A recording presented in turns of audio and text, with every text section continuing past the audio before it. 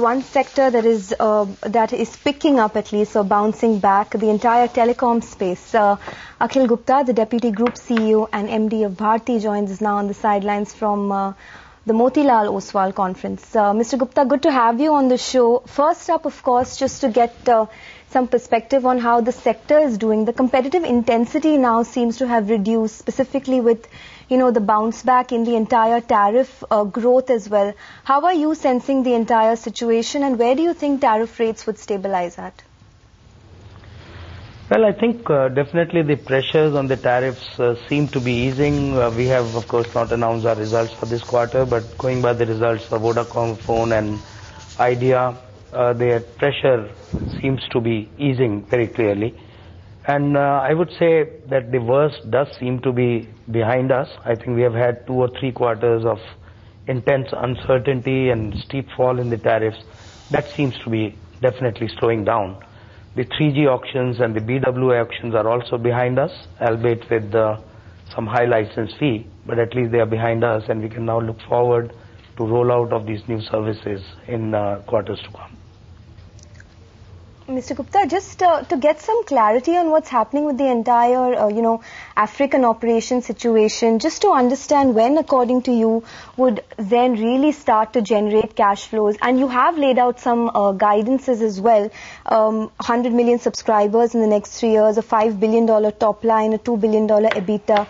Just to understand how you plan to achieve all of that, what the strategy would be, and how different would it be from what Zen already had, owing to the fact that there was some dip in the market share in key African regions of Zen as well. What is the strategy that Bharti has taken place from here on?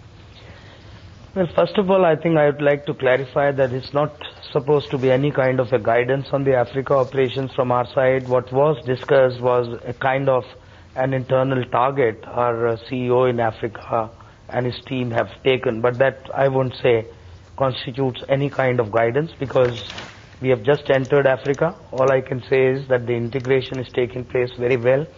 We are seeing some good prospects and tremendous potential in that continent, and we are confident that by applying the same kind of model which we did in India, which brings affordability to the forefront, deeper penetration into the countries and more usage, we are confident that we should be able to make a difference. Akhil, hi, this is Vivek here. What's the rollout plan for 3G, Akhil, now that you said that the auctions and all are behind you? Has the spectrum been allocated? By when do you think you'll be able to launch services?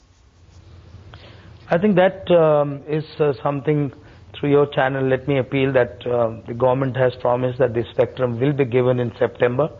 All of us, I'm sure, including, of course, our company, is on track to roll out by the end of this year or early next year. But obviously for that, we would need the spectrum to be in hand by September. So I think that is something which must be ensured. Otherwise, of course, the rollouts could be delayed. Akhil, the other big development that may happen, of course, something which has been hanging fire for very long, is the whole number portability thing. Do you think for market leaders like you, that's really the next big challenge over the next 2-3 months, if it happens, that is? I just heard BSNL saying that we are ready to roll it out in October. I'm glad BSNL admitted that the stalling of the number portability has been due to their account and not the private sector. I would say as far as the private players like us are concerned, it is something which we believe is good for this industry. We believe it will be good for us as the leaders. But having said that, this is something we have always maintained. We are all for number portability. We would like it to happen, and we are absolutely ready for it. The other point, Akhil, we've seen a few deals which have happened as far as, the tower business, the infrastructure side is concerned. You've also been there in it and in a fairly serious way. Are you looking at monetizing some assets, and what do you make of the valuations which have happened, some of the other deals have happened at?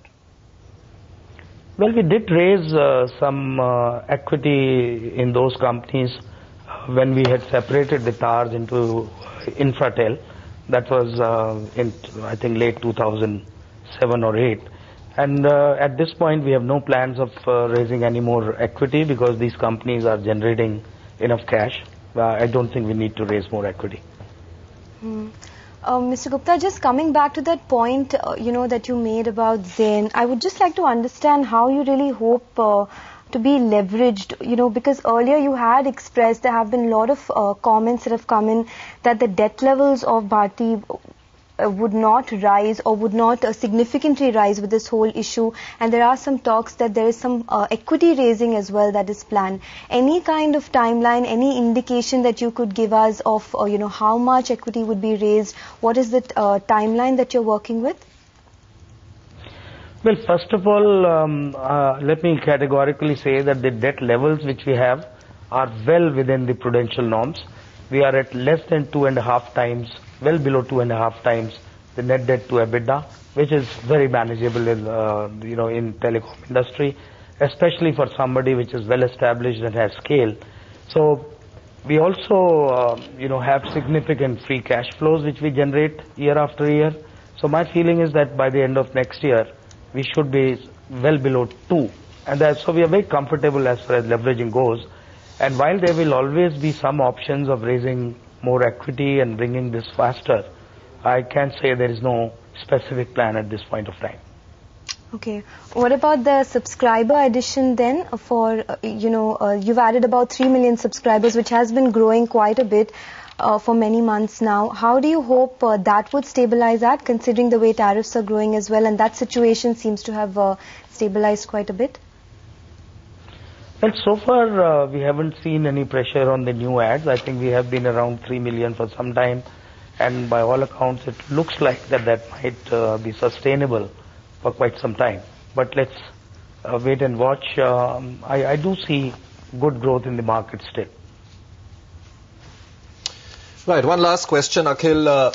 The developments that we've seen, as you said, certain big developments like 3G, etc., the auctions are behind us. Tariffs are kind of stabilizing, business is coming back. So do you think that now would be a good time for companies to go back to the table and look at the consolidation side? Well, I would agree with the first part, Vivek, that companies, every now and then need to go back to the table and relook at the situation and the strategies going forward. Consolidation for some could be one of those strategies. But in our case, we don't see that happening. That's not really on the table for us.